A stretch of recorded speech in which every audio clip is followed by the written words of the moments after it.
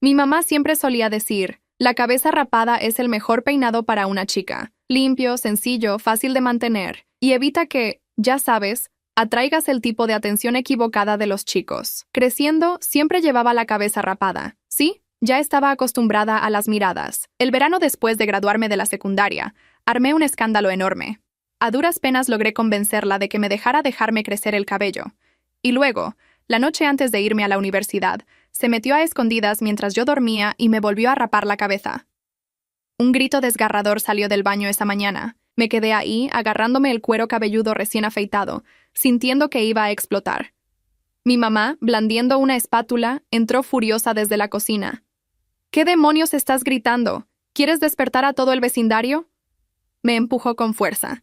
Tropecé hacia adelante, golpeándome el estómago contra el borde del lavabo. Ni siquiera sentí el golpe. Me di la vuelta, gritándole. ¿Por qué no puedo tener cabello? ¿Es un crimen querer tener cabello? ¿Tengo que morirme para que seas feliz? Ella solo resopló. Adelante. Muérete, dramática. Nunca había visto a una hija amenazar tanto a su mamá con suicidarse. Su tono era tan casual. Se sentía como chocar contra una pared de ladrillos. Recordé la última vez que intenté esto. Tenía una cuchilla en la muñeca. Estaba a punto de alcanzar una arteria. Fue entonces cuando finalmente cedió, prometiendo dejar mi cabello en paz. Pensé que por fin había ganado. Todo el verano vi crecer el vello, aguantando la picazón. Estaba emocionada por la universidad. Pensé que mis padres me querían. Quizás simplemente no se daban cuenta de cuánto me importaba esto.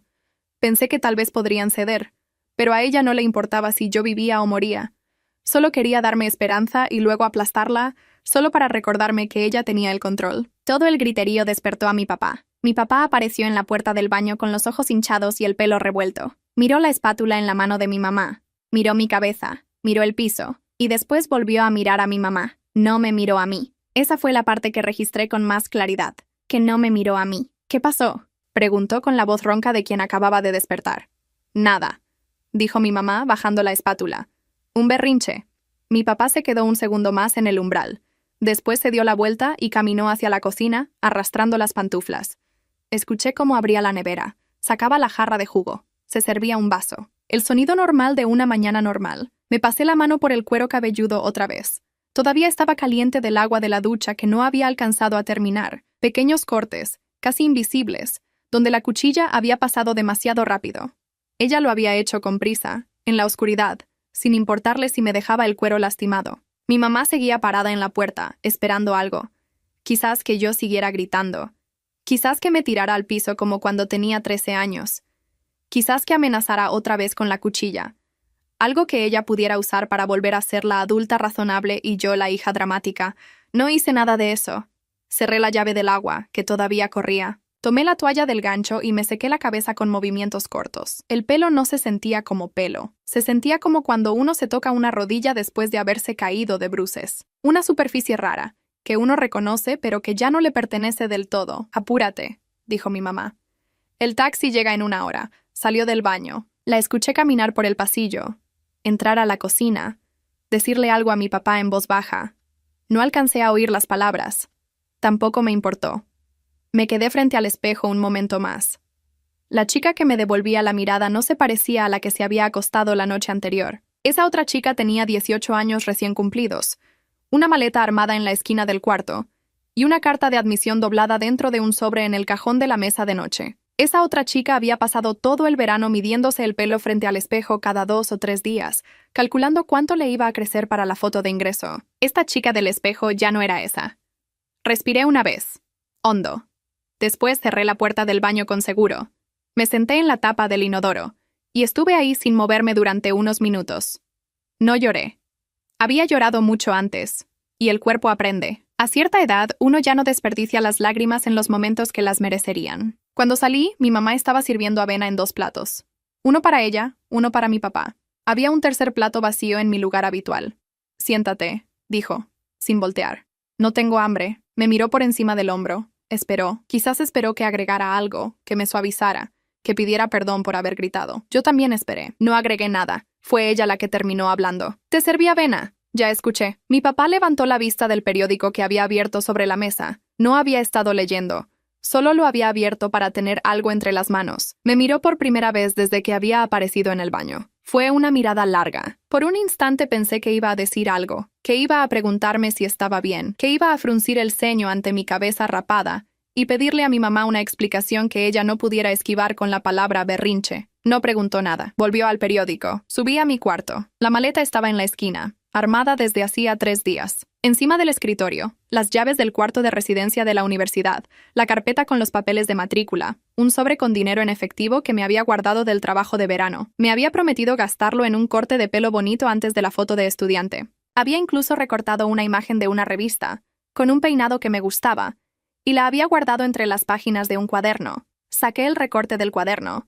Lo miré un momento. Después lo rompí en 4 y lo tiré al cesto de basura. No por rabia, por economía.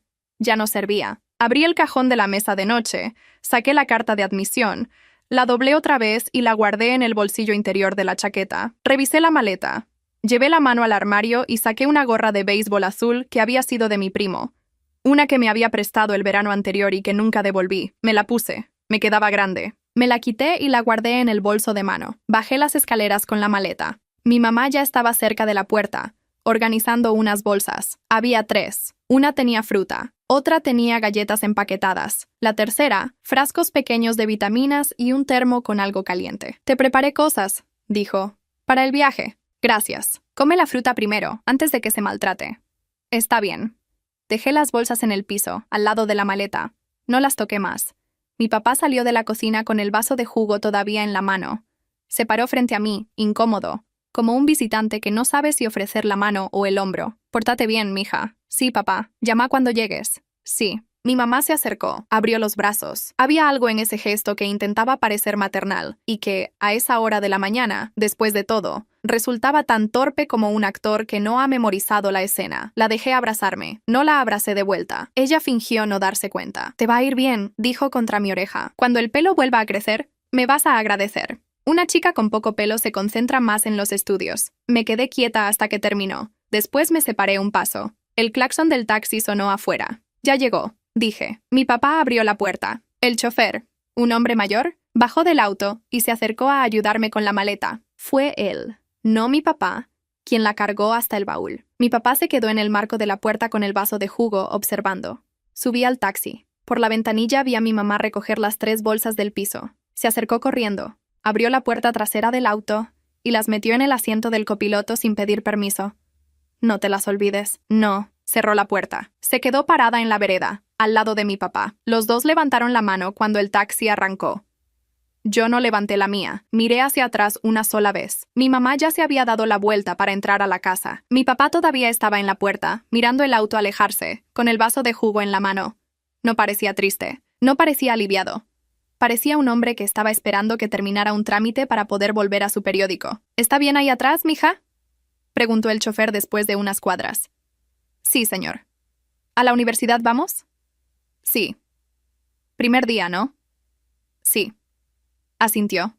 No preguntó más. Puso la radio en una estación de música vieja y dejó que sonara bajito. Me toqué la cabeza otra vez, debajo de la gorra que me acababa de poner. Sentí el cuero cabelludo, los pequeños cortes, el vacío. En la siguiente esquina pedí al chofer que se detuviera un momento. Bajé la ventanilla. Alcancé la primera bolsa del asiento del copiloto, la de la fruta, y la puse en el suelo, al lado de un contenedor de basura. Después hice lo mismo con la segunda y la tercera. El termo lo dejé sobre la tapa del contenedor, sin abrirlo. Volví a subir la ventanilla. El chofer no comentó nada. Arrancó otra vez. Recorrimos avenidas que yo había cruzado cientos de veces. La heladería donde mi papá me llevaba de niña. El colegio donde estudié hasta los 11 años. La casa de mi abuela, ya vendida, con una ventana donde yo recordaba una cortina con flores que ya no estaba. El paisaje se movía detrás del vidrio como una película vista en un televisor ajeno. ¿Vas sola?, preguntó el chofer en un semáforo. Sí. ¿Tus papás no te acompañan? No. Ya. Otro silencio. Mi hija entró el año pasado, dijo él después, más suave, como si hablara solo. La acompañamos mi señora y yo. Le lloramos todo el camino de vuelta. Usted disculpe que le cuente. Es que uno ve a una muchacha sola el primer día y se acuerda. No se preocupe. ¿Estudia qué, mija? Medicina, silbó bajito. Eso es trabajo serio. Muchos años. Sí. 7 años, me parece. O más. 7, con especialidad 11 o 12. 11 años. Virgen Santísima. ¿Y no se va a cansar? Lo miré por el espejo retrovisor.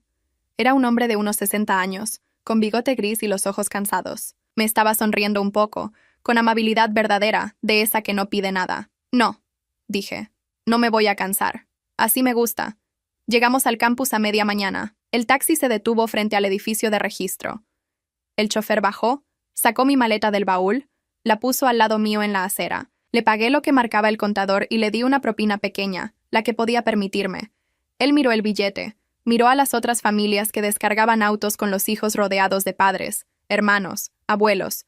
Algunas chicas lloraban abrazadas a sus mamás. Algunos chicos fingían no querer abrazar a sus papás y terminaban haciéndolo de todos modos. El chofer me devolvió la propina. Guárdelo, mija. Hoy no. Señor, por favor, que lo guarde. Una sola cosa le voy a decir, y después la dejo tranquila. Lo miré. El pelo vuelve a crecer, mija, dijo. Eso crece. Lo que no vuelve es el tiempo que uno pasa aguantando lo que no debió aguantar nunca. Ese tiempo no se recupera. Así que no pierda ni un día más aguantando. ¿Me entiende? No contesté. No podía. Él asintió como si yo hubiera contestado. Subió al taxi, arrancó y se fue. Me quedé parada en la acera con la maleta al lado. El sol pegaba fuerte. La gorra me picaba. Me la quité, la guardé en el bolso y caminé hacia la puerta del edificio con la cabeza descubierta. Varias personas voltearon a mirarme. Una chica con cabello largo, rubio, cerca de una fuente, me miró 2 veces, la segunda más despacio. Un chico en una banca bajó los auriculares y me siguió con los ojos. Un grupo de papás, parados junto a un auto, se quedaron callados cuando pasé. Yo no bajé la mirada. No aceleré el paso. Entré al edificio. La cola para registrarse era larga. Me puse al final. Delante de mí había una chica morena, bajita, con el pelo recogido en un moño apretado, que cargaba una caja de cartón con libros. Se giró cuando yo llegué. Me miró la cabeza sin aspavientos. Después me miró la cara, y me sonrió como se sonríe a una desconocida en el metro. ¿También primer año?, preguntó. Sí, ¿qué carrera? Medicina. Abrió los ojos. Yo también, dijo. Qué bárbaro. Me llamo Camila. Le di mi nombre. Nos dimos la mano. Ella volvió a girarse hacia el frente, como si no hubiera nada raro en el hecho de que yo tuviera la cabeza rapada y los ojos todavía un poco hinchados. La cola avanzó. Cuando llegó mi turno, la señora de la mesa me pidió la carta de admisión y el documento. Le entregué ambos. Los revisó, tecleó algo, imprimió un formulario, me lo pasó para firmar. Apellidos y nombres completos en este renglón, dijo. Y en este el contacto de emergencia. Escribí mi nombre. Después miré el espacio en blanco del contacto de emergencia. Por costumbre, la pluma se acercó al papel para escribir el nombre de mi mamá. Me detuve. La señora de la mesa esperaba, con cara de haber hecho ese trámite 10.000 veces. ¿Algún problema?, preguntó. No, dije. Solo estoy pensando. Camila, que ya había terminado de registrarse y estaba a 2 pasos, me miró de reojo. No preguntó nada. Bajé la pluma. Escribí el número del conmutador general de la universidad, el que venía en el folleto de bienvenida. No de mi mamá. No de mi papá. La señora revisó el formulario, frunció el ceño un segundo al ver lo del contacto de emergencia y al final no dijo nada. Estaba cansada. Le di lástima, quizás. Me entregó el carnet con una foto tomada en ese mismo momento, en la que aparecía yo, de cabeza rapada, mirando a la cámara sin sonreír. «Bienvenida», dijo, ya pensando en la siguiente persona de la cola. Salí del edificio con el carnet en la mano. Camila me esperaba en el pasillo con la caja de libros apoyada en la cadera. ¿Vamos juntas a la residencia?, preguntó. Yo también voy al edificio C. Vamos, caminamos, ella hablaba. Ella me contaba que venía de un pueblo chico, que era la primera de su familia en llegar a la universidad, que su mamá había hecho empanadas toda la semana para mandarle, que su papá no había podido venir porque estaba de turno en la fábrica. Yo escuchaba. De vez en cuando asentía. Ella no pareció notar que yo casi no hablaba, o lo notó y decidió no hacerlo un problema. En la puerta del edificio C, antes de entrar, se detuvo un segundo. «Oye», dijo bajando la voz, «no te voy a preguntar nada, pero si alguna vez querés contarme, yo escucho. Y si nunca querés contarme, también está bien». Asentí. «Gracias. Entramos». La habitación que me habían asignado estaba en el 3er piso. Subí las escaleras con la maleta, abrí la puerta con la llave que me habían dado y encontré un cuarto con 2 camas, 2 escritorios, 2 armarios, una ventana que daba a un patio interior con un árbol. Puse la maleta sobre la cama de la izquierda. Cerré la puerta. Saqué el teléfono del bolsillo. Tenía 6 llamadas perdidas de mi mamá y 2 mensajes de mi papá. No abrí ninguno. Me senté en el borde de la cama. Apoyé las manos sobre las rodillas. Respiré hondo. Una sola vez. Miré por la ventana. El árbol. El patio. La luz de mediodía sobre el cemento. En ese momento, en silencio, tomé la decisión que me iba a sostener los siguientes 11 años. No la dije en voz alta. No la escribí en ningún cuaderno. Solo la pensé con toda la claridad de la que era capaz a los 18 años, con la cabeza rapada y una maleta todavía sin abrir. No voy a volver a esa casa. Ni en vacaciones, ni en festivos, ni cuando alguien se enferme, ni cuando alguien se muera. No voy a volver. Lo dije dentro de mí como quien firma un documento. Después abrí la maleta, saqué la ropa y empecé a guardarla en el armario. El primer semestre lo pasé casi sin hablar. Iba a clases, tomaba apuntes, volvía a la residencia, estudiaba hasta que se me cerraban los ojos sobre el libro, y al día siguiente repetía todo. Camila, mi compañera de habitación, se adaptó a mi silencio sin pedir explicaciones. Ella tenía amigos, salía los viernes, volvía tarde los sábados. Yo me quedaba con los manuales de anatomía. El cabello me empezó a crecer otra vez. Al principio fue una sombra oscura sobre el cuero cabelludo, después una pelusa corta, después algo más. Yo no me miraba al espejo. Usaba la gorra casi siempre, incluso dentro de la residencia. Mi mamá llamaba los domingos a las 6. Las primeras 3 semanas no le contesté. A la cuarta semana contesté. Le dije que estaba en la biblioteca, y colgué a los 2 minutos. Ese se volvió el patrón. Atendía brevemente. Inventaba una ocupación. Colgaba. Ella nunca me reclamó directamente. Prefería dejar la queja en frases laterales. Tu papá preguntó por vos, tu hermana te extraña, qué raro que te veas tan ocupada. Mi hermana menor tenía 10 años. No la llamaba. Sabía que cualquier contacto con ella se filtraba de vuelta a mi mamá. A mitad del primer semestre, el profesor de anatomía, el doctor Mendoza, puso una pregunta escrita al margen de mi examen. ¿Ha pensado en investigación? La pregunta me acompañó 2 semanas antes de que fuera a su oficina. Me recibió sin cortesías. Me preguntó por qué estudiaba medicina. Le di la respuesta que había preparado para la entrevista de ingreso. Vocación de servicio, interés científico. Me escuchó hasta el final. Esa es la respuesta de folleto, dijo. Démela de verdad. Me quedé callada. Tómese su tiempo.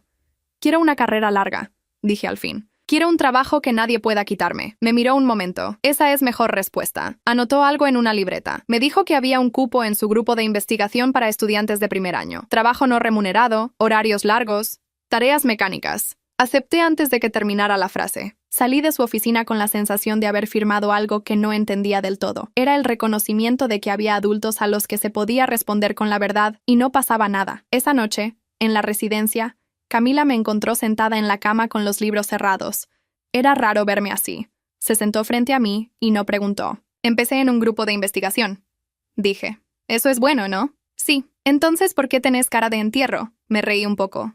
Fue la primera vez que me reía desde que había llegado a la universidad. Ella se paró, fue hasta su escritorio, sacó una caja de galletas que le había mandado su mamá y la puso entre las 2 camas. Come. Cuando uno no sabe por qué tiene cara de entierro, come galleta. Comimos en silencio. Después me preguntó, sin mirarme, ¿tu mamá te manda cosas? No. ¿Querés que te mande? Pensé la respuesta. No. Bueno, entonces mi mamá nos manda a las 2. Asintió, como cerrando un acuerdo. Yo también asentí. A partir de esa noche, las galletas de la mamá de Camila fueron también mis galletas. Las empanadas que llegaban cada 2 semanas fueron también mis empanadas. Camila lo hacía sin ceremonia. El segundo semestre empecé en el laboratorio del doctor Mendoza los martes y jueves. Lavaba material, transcribía datos, ordenaba muestras. Yo hacía el doble del trabajo y no me quejaba. A los 2 meses me enseñaron a usar el microscopio electrónico. Ese mismo mes, mi mamá llamó con otra estrategia. Me dijo que mi papá no estaba bien de los nervios, que me echaba de menos, que un fin de semana largo podría ser buen momento para una visita corta. Le dije que tenía un examen el lunes. Era mentira. Siempre tenés algo, dijo. Sí, mamá, siempre tengo algo. Colgué antes de que pudiera agregar nada. Camila estaba en la otra cama con los auriculares puestos, fingiendo no escuchar. Cuando colgué, se sacó un auricular. ¿Estás bien? Sí. Bueno, volvió a ponerse el auricular. Esa noche abrí el cajón y saqué una hoja en blanco. Hice 2 columnas. Arriba de una escribí, lo que quiero. Arriba de la otra, lo que cuesta. En la primera escribí, especialidad médica larga. Trabajo fuera del país, cabello hasta donde yo quiera, casa propia, no deberle nada a nadie. En la segunda escribí, 11 años mínimo, becas, inglés perfecto, no volver a esa casa. Doblé la hoja en 4 y la guardé en el sobre donde tenía la carta de admisión. La sacaba cada vez que mi mamá llamaba con una nueva estrategia, la leía en silencio y la volvía a guardar. Para el final del primer año, tenía el mejor promedio de mi generación. El doctor Mendoza me habló en marzo del segundo año. Había una beca completa para estudiantes destacados, con estadía asegurada en el campus durante toda la carrera. Si la ganaba, no tendría que pedir dinero a mi familia nunca más. Apliqué esa misma semana. La gané en abril. Cuando mi mamá llamó ese domingo, le di la noticia con el tono más neutro que pude. Esperaba felicitación, no por afecto, sino por vanidad. Hubo un silencio largo al otro lado. ¿Entonces ya no vas a necesitar nada de nosotros?, preguntó. No. Otro silencio. Ya veo. Colgó ella primero. Fue la primera vez. Me quedé con el teléfono en la mano, mirando la pantalla. Después lo puse boca abajo sobre el escritorio. Camila me miró. ¿Qué pasó? Gané la beca. ¡Felicitaciones! Gracias. ¿Y la cara? Ella colgó primero. Camila frunció el ceño, entendió, asintió despacio. Bueno, dijo. Eso también es información útil. Tenía razón. Esa noche me quité la gorra antes de meterme a la cama. El cabello me llegaba a las orejas. Lo sentí con la mano. No me lo miré al espejo. Todavía no. Pero estaba ahí. Era mío, y nadie iba a entrar en mi cuarto en la madrugada a quitármelo. Apagué la luz. Pasaron 3 años sin que yo volviera a casa. En las vacaciones largas me quedaba en el campus trabajando de asistente en el laboratorio del doctor Mendoza. En las vacaciones cortas iba a la casa de Camila, en un pueblo a 6 horas de la ciudad. La mamá de Camila me recibió la primera vez con una mirada breve a mi cabello, que ya me llegaba a los hombros, y con un plato de sopa sobre la mesa sin preguntar si tenía hambre. Siéntese, mija. Acá se come antes de hablar. Era una mujer chica, de manos ásperas, que se movía despacio por la cocina. No preguntaba nada. Cuando yo ayudaba a lavar los platos, ella dejaba que yo lavara y ella secaba, en silencio. A veces ponía la radio. El tercer día de la primera visita, me pasó un peine. Le hice falta a usted que alguien le enseñara, dijo. No es crítica, es comentario. Me senté en la silla de la cocina. Ella me desenredó el cabello por detrás con paciencia. No comentó la calidad del cabello, ni el largo, ni nada. Cuando terminó, me hizo una trenza simple y dijo, así no se le enreda cuando duerme. Nunca había tenido una trenza. Esa noche dormí con ella y me pareció que el cabello pesaba menos. En tercer año entré en una rotación de neurología. El profesor titular, el doctor Salazar, era el hombre más exigente del hospital universitario. Pasaba lista, preguntaba casos, humillaba en público a los que no habían estudiado. La primera semana perdió a 2 estudiantes que pidieron cambio de rotación. Yo no pedí cambio. La segunda semana me preguntó, delante de 6 compañeros, por la irrigación del tronco encefálico. Contesté sin trabarme. Me preguntó una segunda cosa, más difícil. Contesté. Me preguntó una tercera. Contesté. Él asintió sin felicitarme, y pasó al siguiente estudiante. Al final de la rotación me llamó a su oficina. Cerró la puerta. Siéntese. Me senté. ¿Qué quiere hacer? Neurocirugía. ¿Por qué? Había aprendido, con el doctor Mendoza, a no dar respuestas de folleto, porque es larga, porque no se delega, y porque una vez que uno está adentro del cráneo de otra persona, nadie puede meterse en la decisión. Me miró un rato. Buena respuesta, dijo. Hay un programa de intercambio en Boston. 6 meses, hospital de investigación, rotaciones con 3 cirujanos reconocidos. Se aplica por invitación. La estoy invitando. ¿Cuándo salen los papeles? En 2 semanas. Los lleno. Una cosa más. Sí, esto lo va a alejar de su familia durante 6 meses. Sin vuelos de regreso, sin vacaciones en el medio. ¿Tiene algún problema con eso? Lo miré. No, doctor. No tengo ningún problema con eso. Él asintió una sola vez. Apliqué. Me aceptaron a los 2 meses. Cuando llegó la carta oficial, llamé a mi mamá. Era martes, no domingo. Ella se sorprendió. Pasa algo. Me voy a Boston por 6 meses. Intercambio académico. Silencio. ¿Cuándo? En 3 semanas. ¿Y no pensabas decirme? Te estoy diciendo. 3 semanas antes. Como si fuéramos extrañas. No respondí. Tu prima Estela me contó hace 2 días, dijo ella, cambiando el tono, que tu hermana entró a la universidad acá, en la ciudad, que estaba estudiando enfermería, que está viviendo con nosotros. Sentí el cambio de tema. Lo dejé pasar. Qué bueno para ella. Tu hermana es muy dulce. Siempre fue más de estar cerca de la familia, no como vos. Esperé. Tu papá la lleva a la facultad todas las mañanas. Hasta le compramos un celular nuevo. Está preciosa con el pelo largo. Seguí esperando. ¿No vas a decir nada? ¿Sobre qué, mamá? Sobre tu hermana. Me alegro por ella. ¿Eso es todo? Eso es todo. A veces me pregunto si sos mi hija. Respiré despacio. Mamá, tengo clase en 20 minutos. Andate entonces, dijo. Siempre tenés clase. Colgó. Guardé el teléfono. Estaba sentada en una banca del patio del hospital universitario. Había estudiantes pasando con las batas blancas, enfermeras apuradas, un señor mayor esperando a alguien en otra banca. Nada se había movido en el mundo exterior. Solo mi mamá había intentado, una vez más, usar a mi hermana como cebo, y no había funcionado. Me levanté y fui a clase. Esa noche, en la residencia, abrí la maleta vacía que iba a llevar a Boston y empecé a organizar la ropa por montones. Camila estaba en su cama revisando fichas de anatomía. ¿Estás bien?, preguntó sin levantar la vista. ¿Sí? ¿Llamó tu mamá? Sí. ¿Sacó a tu hermana? Sí. Camila levantó la vista. Después volvió a bajarla. Esa mujer tendría que trabajar de ajedrecista, dijo. Me reí. Fue una risa corta, verdadera. Seguí doblando ropa. Camila seguía con las fichas. Afuera empezó a llover. A la semana siguiente fui a cortarme el cabello por primera vez desde que había entrado a la universidad. Entré a una peluquería chica cerca del campus. La peluquera era una señora como de 50 años. Me preguntó qué quería. Un corte parejo, hasta la mitad de la espalda. Nada más. Nada de capas, nada de flequillo, nada. Bueno, me lavó el cabello. Me lo cortó. Tardó 20 minutos. Cuando terminó me giró la silla hacia el espejo. Me miré. Fue la primera vez en 6 años que me miré el cabello con atención. Estaba parejo, oscuro, mío. Me llegaba hasta donde yo había decidido que me llegara. ¿Le gusta?, preguntó ella. Sí. Pagué. Le dejé propina. Salí. 3 días después tomé el vuelo a Boston.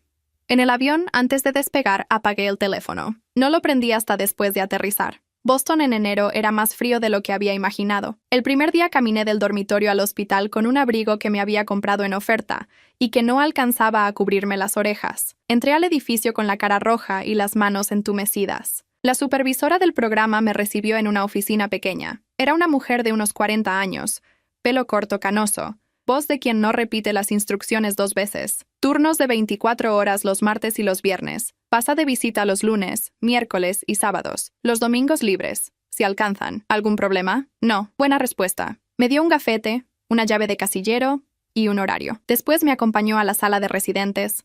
Me presentó a 3 personas cuyos nombres olvidé inmediatamente y se fue. El trabajo fue lo que necesitaba. Ocupaba el cuerpo y la cabeza al mismo tiempo. No dejaba espacio para nada más. Los primeros meses aprendí a dormir en cualquier parte.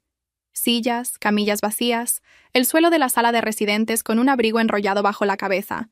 Aprendí a comer de pie, a escribir notas con una mano mientras sostenía un café con la otra, a identificar con 2 dedos el pulso de una arteria que no había palpado nunca. A los 4 meses, uno de los cirujanos adscritos, el doctor Keller, me dejó asistir en quirófano.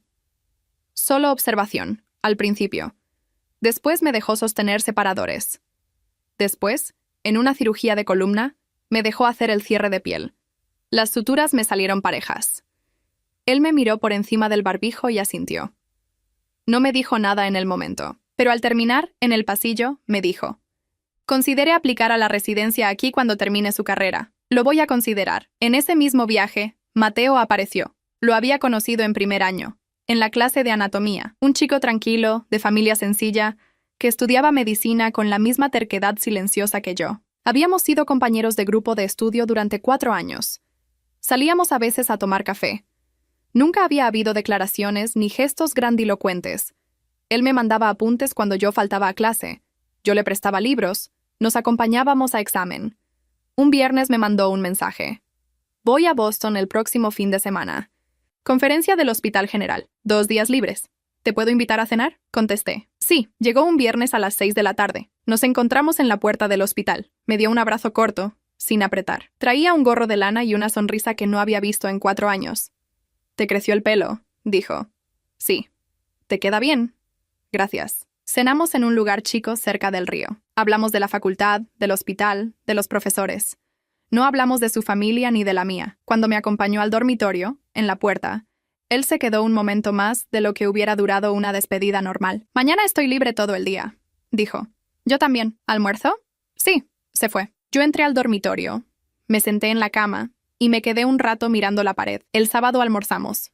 El domingo desayunamos. El domingo por la tarde, cuando lo acompañé al aeropuerto, él me dijo sin mirarme, cuando vuelvas, me gustaría que habláramos de esto con más tiempo. ¿De qué exactamente?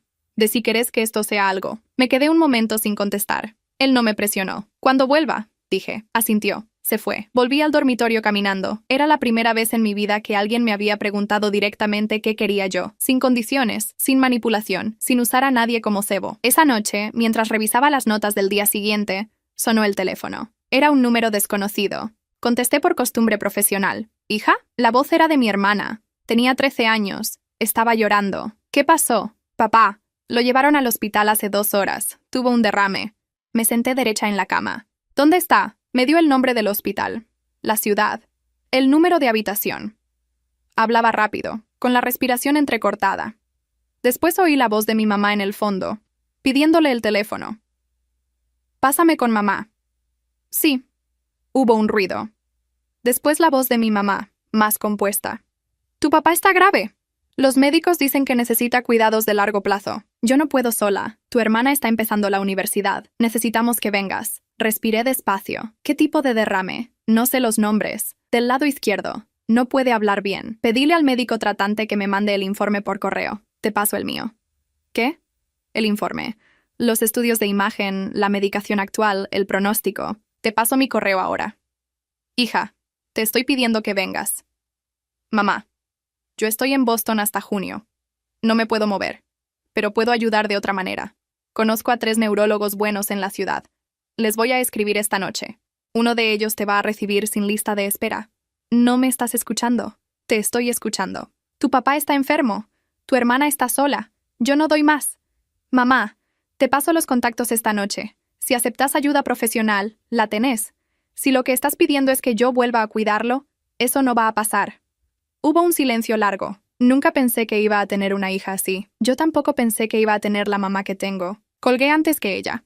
Me quedé con el teléfono en la mano. Después abrí el correo y escribí a los 3 neurólogos que conocía en la ciudad, uno por uno, con el caso resumido. Los 3 me contestaron antes de la medianoche. Le mandé los 3 contactos a mi hermana, no a mi mamá. Después cerré el computador. Me paré. Fui al baño. Me miré al espejo. El cabello me llegaba a media espalda. Tenía ojeras. No lloré. No tenía ganas de llorar. Volví a la cama. Dormí 5 horas. Al día siguiente entré al quirófano a las 7. Pasaron 8 años. Terminé la carrera con honores. Hice la residencia en Boston. 3 años más. Y después la subespecialidad en tumores de base de cráneo. Cuando volví al país, a los 32, tenía una oferta firmada en uno de los hospitales de referencia. Dirigía una unidad pequeña, con 2 residentes a cargo, y operaba 3 días a la semana. Me casé con Mateo a los 29, una ceremonia chica, en el jardín de la casa de la mamá de Camila. Fuimos 15 personas. Camila lloró toda la ceremonia.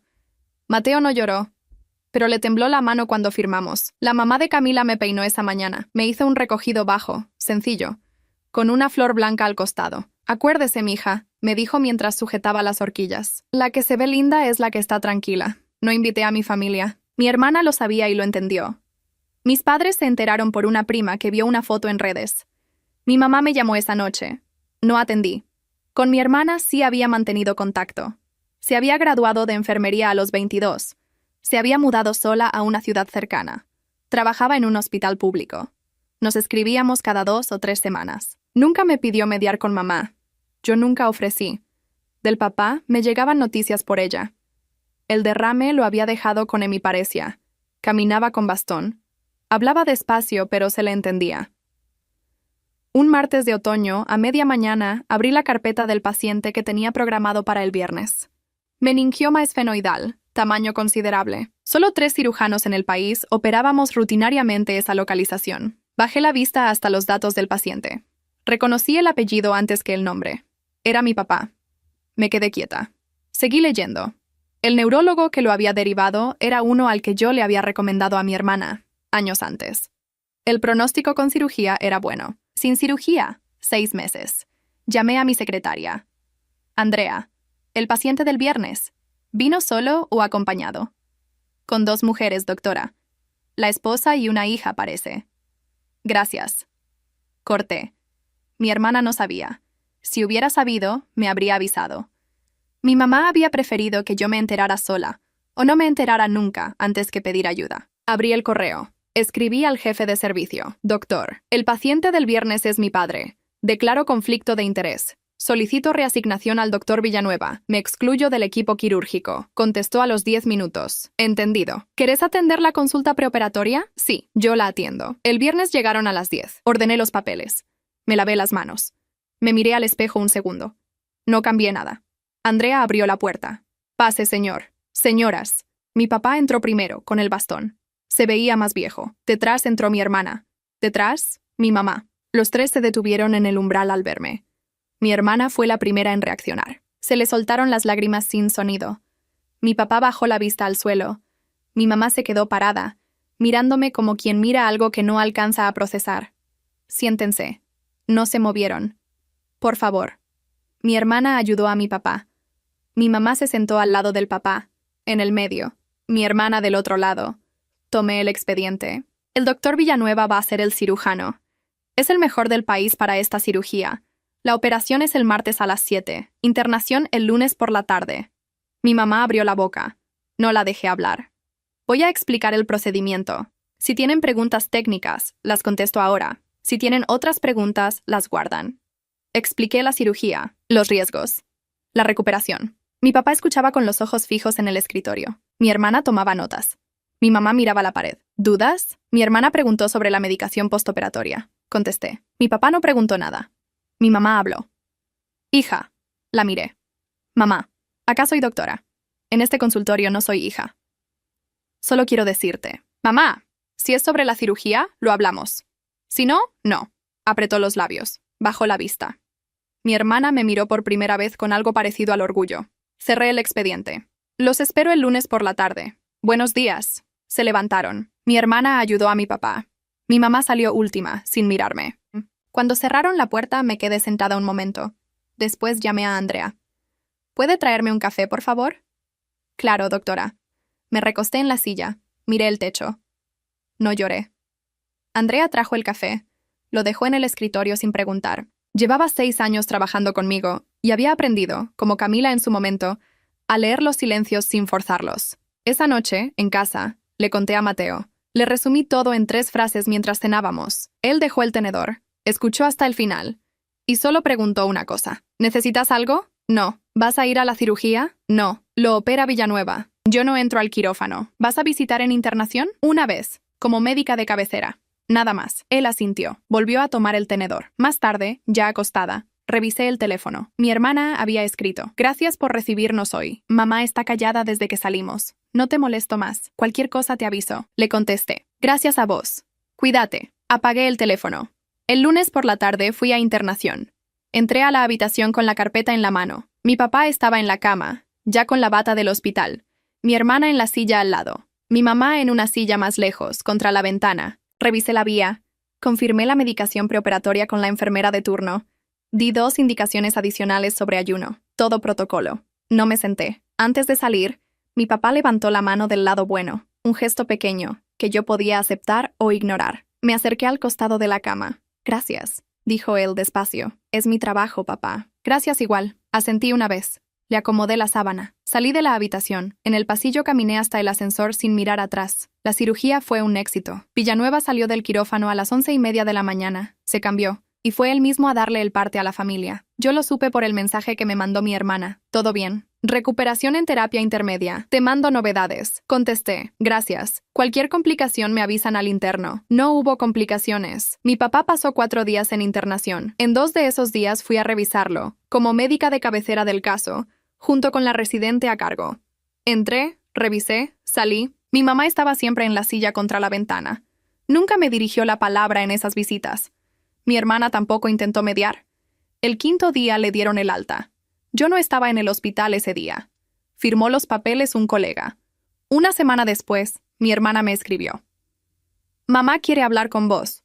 No te va a llamar si no le decís que sí. Contesté, que me escriba por acá lo que tenga que decir. Mi hermana le pasó el mensaje. Pasaron 3 días. Después llegó un mensaje largo de mi mamá. Lo leí una sola vez. Empezaba diciendo que entendía que yo estaba resentida, que ella había hecho lo mejor que había podido, que su propia madre la había criado con más dureza todavía, que en su tiempo las cosas se hacían así, y que yo no podía juzgarla con los criterios de ahora, que el incidente del cabello había sido un malentendido, que ella siempre me había querido, que quería recuperar la relación, que la vida era corta, que papá estaba agradecido, que si yo no daba el primer paso, nadie lo iba a dar. Guardé el mensaje, no lo borré. Tampoco lo contesté ese mismo día. Esa noche le mostré el mensaje a Mateo. ¿Qué pensás?, me preguntó él, sin dar su opinión primero. Que llegó tarde. ¿Tarde para qué? Tarde para reconstruir, no tarde para entender. Él asintió. ¿Le vas a contestar? Sí. ¿Qué le vas a decir? Lo que es verdad. Al día siguiente me senté frente a la computadora y escribí la respuesta. La escribí corta. La revisé 2 veces. La envié. Mamá, recibí tu mensaje. Lo leí con atención. Entiendo que hiciste lo que podías con lo que tenías. También entiendo que a mí me costó la infancia que no volví a tener. Esas 2 cosas no se cancelan. No voy a retomar la relación. No hay rencor. Hay memoria. Te deseo una buena vejez. Cualquier cosa médica que necesiten, se canaliza por mi hermana. Cuídate. Di enviar. Cerré la computadora. Mi hermana me escribió al día siguiente. Leyó tu mensaje. No dijo nada.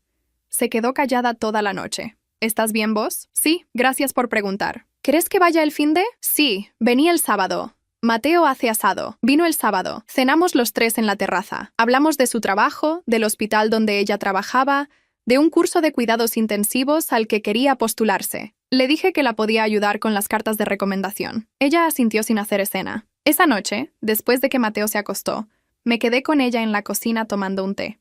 Ella se veía cansada. ¿Cómo estás vos de verdad?, me preguntó. Bien. ¿Te quedó algo pendiente con ellos? Lo pensé. No. ¿Nada? Nada que necesite arreglarse con ellos. Lo que hay que arreglar lo arreglo yo sola con el tiempo. Ella asintió despacio. ¿Y vos? Le devolví la pregunta. Yo todavía los veo. Los fines de semana largos. Pero ya no es como antes. Aprendí a no defenderme todo el tiempo. ¡Qué bueno! Sí. Terminamos el té. Ella lavó la taza. Yo la mía. Nos fuimos a dormir. Pasaron 6 meses. Después 1 año, después 3 años. Mateo y yo nos mudamos a una casa más grande. Tuvimos una hija. Le pusimos un nombre que no estaba en ninguno de los 2 árboles familiares. Mi papá murió 4 años después de la cirugía, por una complicación respiratoria no relacionada con el tumor. Mi hermana me llamó desde el hospital. Le dije que iba a estar presente en el velorio, 1 hora, como hija, y después me iba. Cumplí lo que dije. Entré, saludé a mi hermana, di el pésame a mi mamá con un apretón de mano. Me quedé parada al lado del cajón 55 minutos y me fui. Mi mamá me buscó con los ojos en la puerta. No se acercó. Yo tampoco. Afuera del velorio, Mateo me esperaba en el auto. ¿Cómo estuvo? Como tenía que estar. Manejamos a casa en silencio. Nuestra hija dormía en la sillita de atrás. 1 año después de eso, me invitaron a dar una clase magistral en la universidad donde yo había estudiado medicina. Tema: manejo quirúrgico de meningiomas de base de cráneo. Acepté. El día de la clase, entré al auditorio con la bata blanca y el cabello recogido. Camila estaba sentada en la primera fila. Mateo y mi hermana en la segunda. La mamá de Camila, más mayor, más chica, con el pelo blanco, en la tercera. Hablé durante 40 minutos. Mostré imágenes, casos, técnicas. Al final hubo preguntas. Contesté todas. Antes de cerrar, una estudiante de último año levantó la mano. Doctora, una pregunta personal, si me permite. Permitida. ¿Qué le diría a una estudiante de primer año que entra con dudas de si va a poder con la carrera? Pensé la respuesta. Le diría 2 cosas. Primero, la disciplina se aprende en cualquier lugar. A veces, se aprende en los peores. Si usted ya sobrevivió al peor, lo demás es técnica. Segundo, nadie le va a regalar el lugar. Lo va a construir usted, ladrillo por ladrillo, durante muchos años.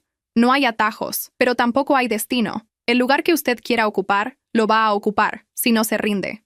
La estudiante asintió. Bajé del estrado. En el pasillo, saliendo, la mamá de Camila me tomó del brazo sin decir nada. Caminamos juntas hacia la salida. Ella me miró el recogido, después la cara, y después adelante, hacia la puerta. «Acuérdese, mija», dijo, con la misma voz de siempre. «La que se ve linda es la que está tranquila». Me acuerdo. Salimos al sol de la tarde. Mateo estaba parado cerca del auto con nuestra hija en brazos. La niña levantó la mano cuando me vio. Caminé hacia ellos.